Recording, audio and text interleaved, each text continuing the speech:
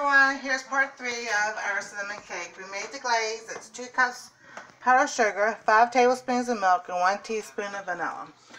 And we tried last time, we're going to do it again. We pre-cut our cake however we want it to cut, and then we pour our topping all over it, and it melts right into each and every crevice.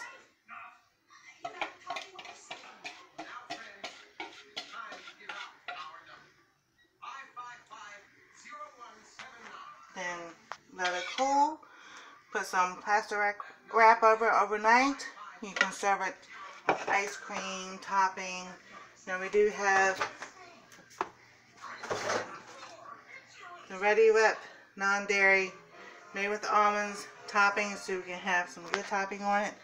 However, I will not be eating this cake because it does have eggs, and I think eggs is part of what triggers my eczema. So everybody else will enjoy, and that will make me something else. But thank you for watching. Please subscribe, give us a thumbs up, and hit the bell for notifications, and we'll see you next time on Ash's Treasures.